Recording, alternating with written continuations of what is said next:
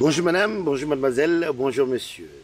Aujourd'hui, nous sommes ici installés dans la commune d'Ixelles, dans ce magnifique endroit, comme vous voyez, nous profitons du beau temps et ça tombe bien. Nous sommes aujourd'hui avec le leader de l'UMP, entendu l'Union pour un mouvement populaire, le député de la République de Guinée, le député monsieur Aboubakar Sidiki Diallo, comme on le dit en Guinée, l'honorable Aboubakar Sidiki Diallo. Voilà. Bonsoir. Bonsoir, Amara.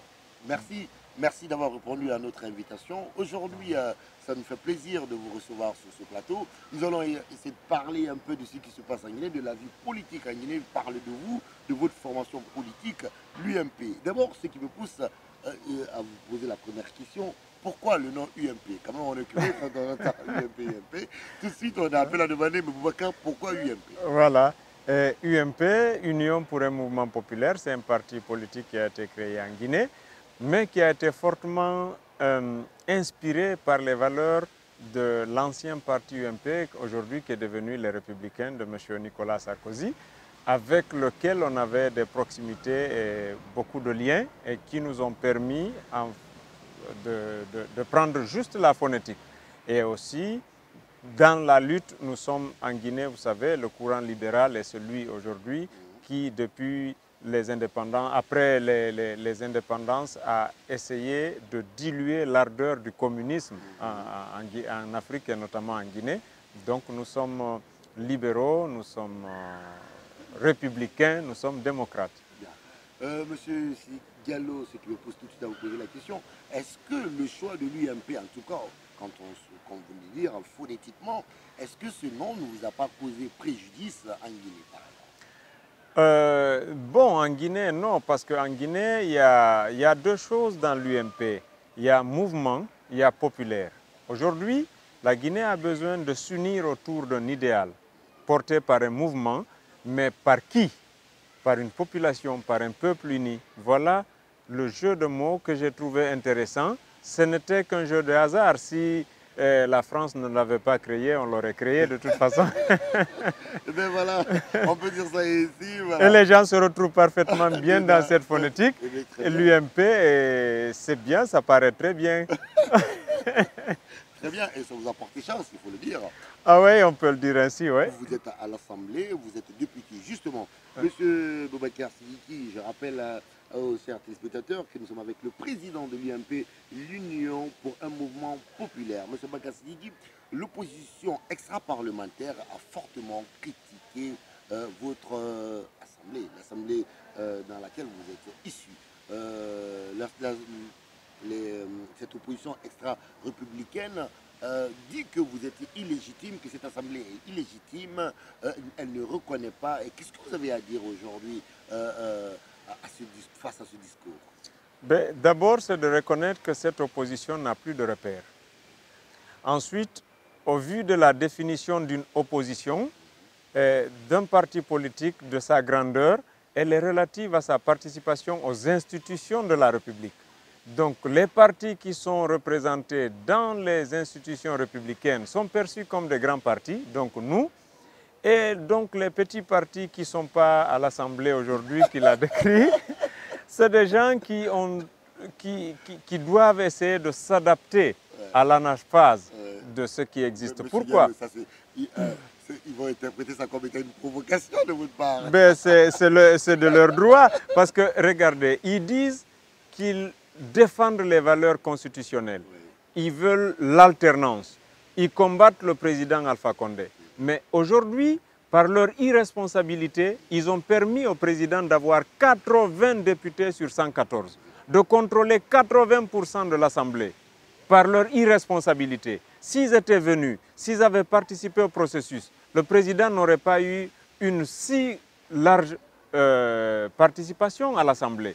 Donc comment est-ce qu'on peut dire « je veux me battre pour l'alternance » mais en même temps que votre combat est pour résultante de permettre à votre adversaire que vous combattez d'obtenir plus de confort dans la chose publique. C'est irresponsable. Moi, je ne comprends pas ça. Moi, je suis analyste politique. J'ai donné des cours de sciences politiques. J'ai enseigné à mes étudiants qu'en matière de stratégie politique, il faut tout le temps réduire l'espace de ton adversaire et augmenter ton espace. Maintenant, Nos aînés politiques sont en train de réduire leur espace de gestion de la chose publique et augmenter l'espace de la gestion de leurs adversaires. Alors, vous voyez le résultat. Et la conclusion, c'est quoi? C'est qu'ils sont en train de perdre, de s'effriter, de s'émietter. Alors, est-ce que c'est ça la politique? Moi, je suis un vrai politicien. Mais justement, ce discours est tout à fait contradictoire par rapport, bien sûr, au son de cloche de l'opposition extra-parlementaire. Pour rappeler ici, les oppositions extra-parlementaires, c'est l'UFDG, le PDN, l'UFR, et pour ne citer que ces partis, mais il y en a plein, n'est-ce pas? Ces leaders estiment qu'ils ont été trahis par vous, qui êtes parti, que vous êtes parti, vous avez allé, que vous êtes jeté sur l'opportunité, car s'ils étaient là, vous n'allez pas exister. Qu'est-ce que vous avez à répondre à ça, que vous avez préféré ici vos conforts au détriment de l'intérêt du peuple, que eux, ils sont des vrais défenseurs du peuple, et que vous qui êtes à l'Assemblée, vous ne pensez qu'à vos poches. Qu'est-ce que vous avez à dire à ça? Bon, d'abord, je rappelle que le rôle de député, c'est de légiférer. Entre autres, c'est d'écrire des lois. Deuxièmement, c'est de voter le budget.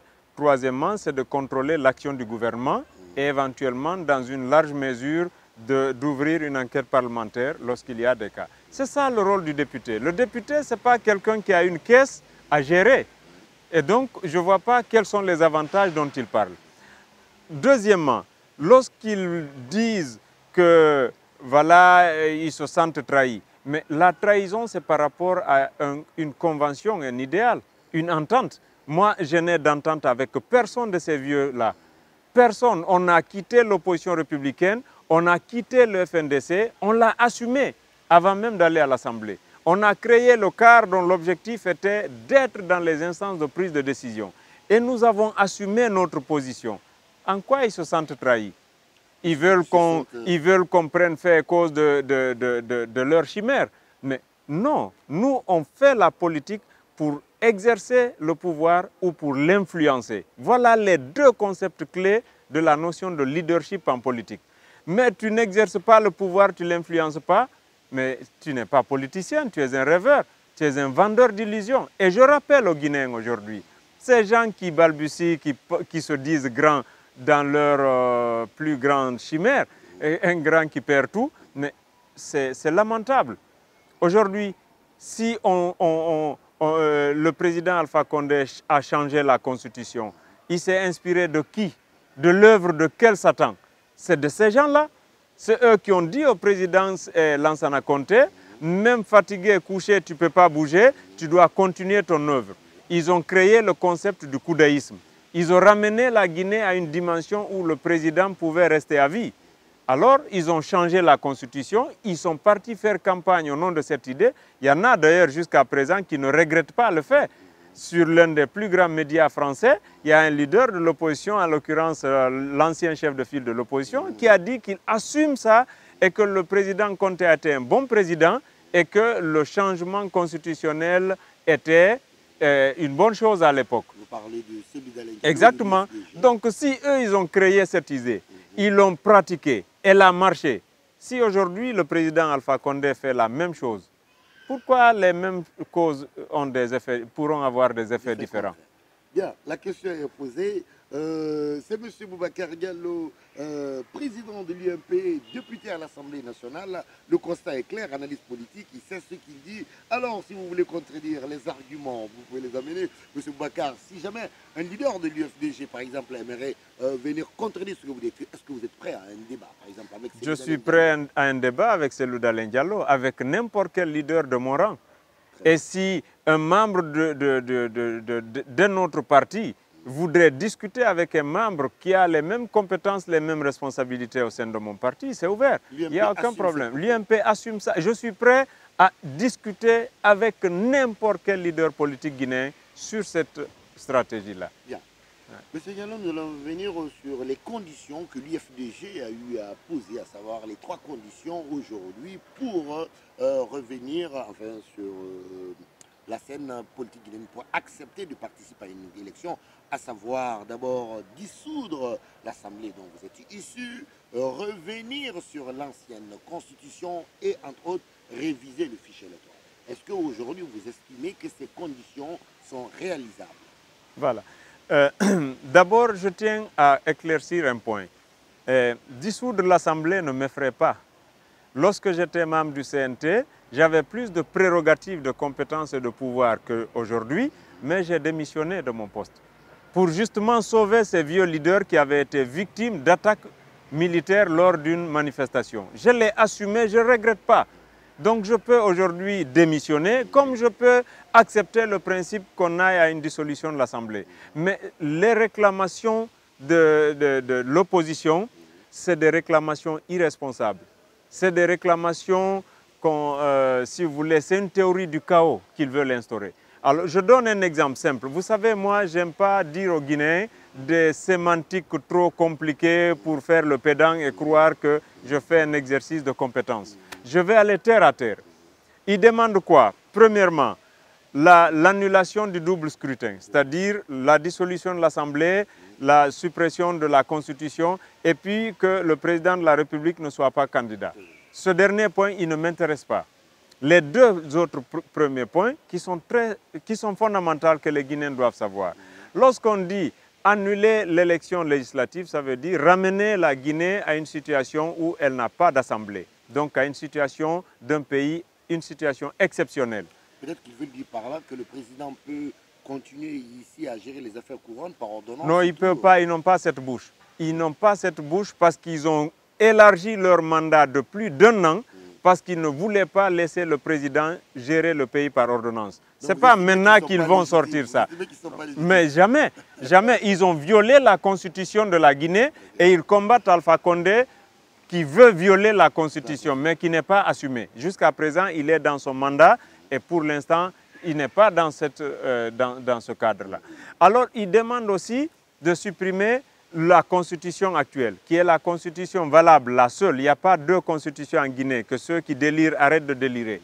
Alors, la constitution de 2010, elle est déjà abrogée. Il y a eu un référendum qui a été tenu dans les conditions régulières, même s'il y a c'est discutable. Maintenant, il y a une constitution, on dit de la supprimer. Vous savez, la constitution, c'est quoi? C'est comme une centrale électrique. Lorsque vous prenez la centrale de Tombo, elle produit de l'énergie et ça allume tous les ménages de la ville de Conakry. Et ça, prenez Tombo comme étant la constitution. Et les leaders disent qu'il faut éteindre Tombo. Quand vous éteignez Tombo, la conséquence c'est quoi? Les ménages ne vont pas toute l'électricité s'éteint. Donc toutes les lois qui découlent de la constitution s'éteignent. Ça veut dire que la Guinée revient à un état sauvage. C'est une jungle. Si demain quelqu'un vient tuer votre fils là-bas, il n'y a pas de meurtre. Parce que la loi dit, il y a un principe du droit qui dit ni le crime ni le poena sine lege. Il n'y a ni crime ni délit sans loi. Et puisqu'il n'y a pas de constitution, il n'y a pas de loi. Dans ce cas, il y aura des crimes qui ne seront pas qualifiés de crimes. Alors, on rentre dans quel type d'État? Mais là, monsieur Delphin, vous partez prenez une telle idée. Vous partez à l'extrême, là, non, mais ce n'est pas l'extrême. Si l'opposition dit, par exemple, aujourd'hui, d'abroger cette nouvelle constitution, oui. Peut-être qu'entre-temps, ils vont trouver des accords en attendant de trouver quelque chose en place, je ne sais pas moi, comme ce qu'il y a eu en 2010 avec l'accord de Ouaga, quand le CNDD est venu en place, ils ont dû abroger l'ancienne constitution, ils ont trouvé un accord qu'on appelle l'accord de Ouaga. Est-ce que ce n'est pas ce remake que l'opposition propose, par exemple, en disant d'abroger cette nouvelle constitution? Je sais pas, est-ce que ce n'est pas un truc comme ça? Voilà pourquoi je vous parle de théorie du chaos. Lorsque des institutions politiques qui sont supposées être des instruments pour le développement et pour la démocratie, qui veulent prôner l'alternance, disent dans leur démarcation et dans leurs revendications qu'il faut nous ramener à une situation d'exception où il y a eu un coup d'État, ils prennent référence et modèle à un système où il y a eu coup d'État, donc un bouleversement total de l'ordre constitutionnel, c'est la théorie du chaos. Alors moi, je ne peux pas créer un parti, aller jusqu'à ce parcours, être député à l'Assemblée et supporter un complot du chaos contre mon pays. Donc aujourd'hui, vous estimez que l'Assemblée qui est là, ceux qui pensent que l'Assemblée là sera à un moment donné, voilà, ne va plus exister, n'est-ce pas? Ces gens sont en train de rêver. Quoi. Bon, moi je pense que les Guinéens ont fini de trancher. Et ce qui était dommage, c'est que je voyais des anciens députés toujours se proclamer députés de leur région. Alors, pour moi, c'est de l'hérésie. Vous avez été député, vous avez dépassé votre mandat de 1 an, et puis vous revenez, vous réclamez toujours député. Donc, vous avez vu, quand des gens qui ont géré l'État à ce point sont déjà dans un délire comme ça, vous dites, si on laisse le pays dans les mains de ces gens-là, qu'est-ce qu'ils seront capables de faire? C'est dit, voilà, c'est le président de l'UMP, M. Boubacar Sidiki Diallo, Union pour un mouvement populaire. Le message est clair ici, c'est pour dire clairement que voilà, l'Assemblée qui est en place, il faut arrêter de rêver. Les députés là vont continuer à gérer au sein de l'Assemblée au moins pour 6 ans. Ça, le message est clair. Clair et net. Monsieur Boubacar Sidiki Diallo, président de l'Union pour un mouvement populaire UMP, député à l'Assemblée nationale de Guinée. Monsieur Diallo, nous allons parler du 18 octobre. La date est fixée par la Commission électorale nationale indépendante comme étant, bien sûr, si tout se passe bien, la date pour les prochaines élections présidentielles de la République de Guinée. Est-ce que vous estimez que cette date est tenable à date? Bon, il y a aujourd'hui beaucoup de revendications, beaucoup de problèmes par rapport à cette date. Mais encore une fois, il appartient à la CENI, qui est un élément constitutionnel, de donner un chronogramme réaliste et il appartient au gouvernement de mettre les moyens qu'il faut pour permettre à la CENI d'aller. Vous savez, le problème de la Guinée, la CENI est constitutionnelle, mais le gouvernement est souverain dans l'octroi du budget. Alors la CENI peut faire toute sa programmation, s'ils n'ont pas les moyens, alors ça fait foirer les dates. Donc, ça veut dire que pour des questions politiques, il y a une interférence dommageable dans le planning de la CENI, souvent. Mais moi, je me dis, il faut que les élections soient tenues à bonne date. Et si le 18, tout le monde est prêt, la CENI dit qu'elle est prête, l'UMP sera prêt. On est déjà prêt.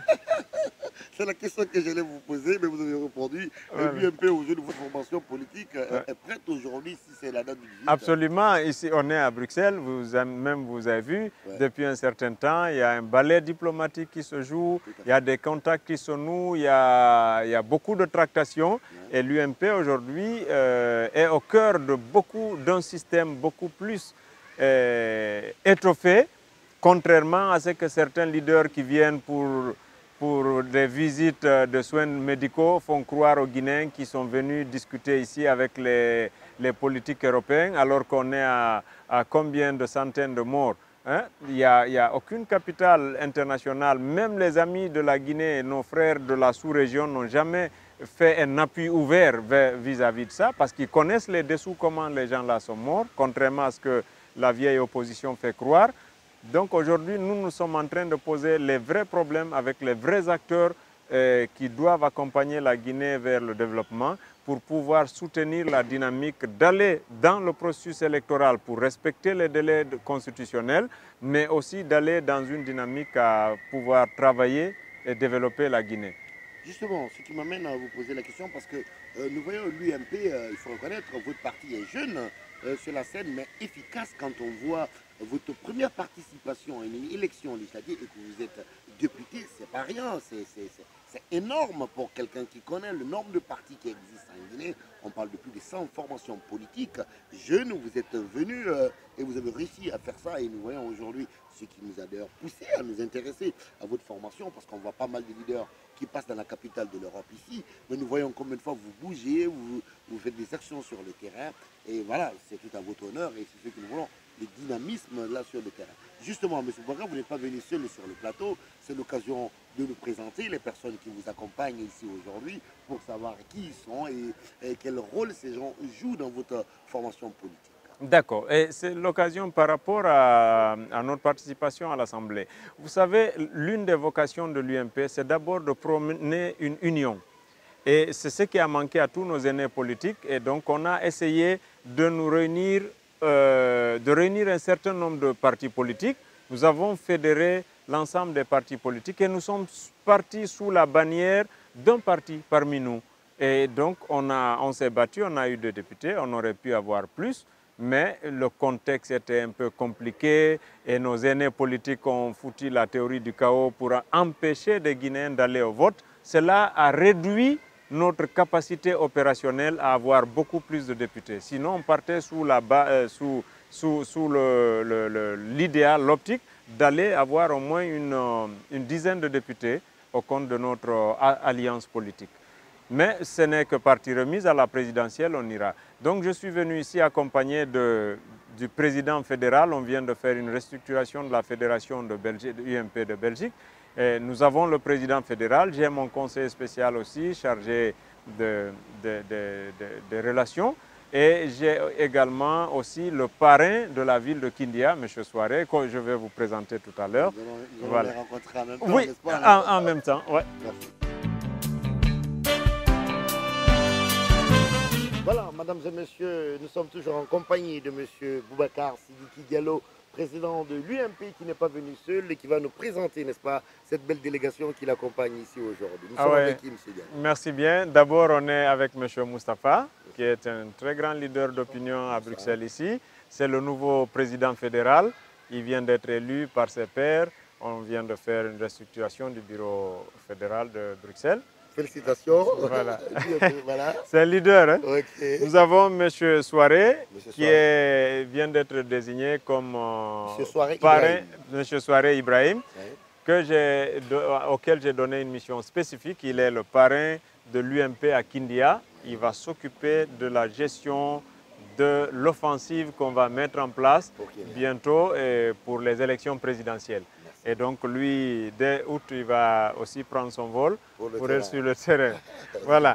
Donc ça, c'est mon conseiller spécial. Le conseiller spécial. Voilà, M. Adama qui est là avec moi, avec lequel je travaille sur des stratégies de cooptation, le relationnel, et puis voilà, un peu partout. C'est mon conseiller spécial. Voilà. Donc voilà, j'ai aussi un conseiller italien, Salvatore, qui n'est pas là, mais qui sera là parce que nous devons aller à Milan, tu le sais. Oui. Donc voilà, un peu la famille UMP. Cas, merci d'être venu avec le président. Ça nous fait plaisir d'être là. Monsieur Diallo, nous venons vers la fin de cette émission. C'est la partie où nous donnons carte blanche au leader, à notre invité. Vous avez 1 minute, regardez la caméra et voilà, adressez-vous aux Guinéens, n'est-ce pas, qui ont voté et les Guinéens qui peut-être voteront pour vous. Vous avez la parole. Très bien. Chers compatriotes, Guinéennes et Guinéens, bonjour. Au terme de notre constat, aujourd'hui, le problème, il est simple. Ce que nous demandons à tous les Guinéens, c'est d'accepter d'aller vers l'essentiel. C'est d'accepter de poser le concret, un acte concret. Celui qui parle de la Guinée et de l'intérêt des Guinéens. Tout politique qui défend des idées, qui ne soit pas comment changer un élément de ce qui constitue notre souffrance, n'est pas un Guinéen qui est en train de vous donner la bonne voie. Celui qui vous parle de Alpha Condé, ne l'écoutez pas, parce qu'il y a eu des Alpha Condé avant celui-là. Celui qui vous parle d'une ethnie ou d'une communauté, ne l'écoutez pas. Il y a eu toujours des communautés, ça n'existera, c'est Dieu qui les a créées. Mais celui qui vous parle de réforme de la justice, de l'éducation, de la santé, de l'agriculture, de la sécurité, etc., ça, c'est un politique qu'il faut écouter et pour lequel il faut prendre fait et cause. L'objectif de l'UMP, c'est de faire des réformes dans les différents domaines qui créent nos souffrances et notre handicap. Pas lutter contre un homme, ni lutter pour un homme. C'est lutter ensemble pour gagner ensemble et vivre dans un havre de paix. Ici, dans les pays occidentaux, c'est la seule chose qu'ils ont compris. Et aujourd'hui, on ne parle pas de personnes, on parle de système, on parle de réforme, on parle de développement. C'est ce que je veux pour ma Guinée. Et le 18 octobre 2020, il faudrait que l'UMP soit le parti gagnant au sortir des élections. Je vous remercie. Voilà, mesdames et messieurs, c'est dit, c'était le mot de la fin. Monsieur Boubacar Sidiki Diallo, merci d'avoir répondu à notre invitation. Vous êtes sur ABS TV dans l'émission politique Le Grand Kibaro. On était avec un invité de taille et il a dit, voilà, il assume. Rendez-vous le 18 octobre, pourquoi pas, et pourquoi pas de voir demain à Serre-Autoréa. Absolument, absolument. Merci à vous.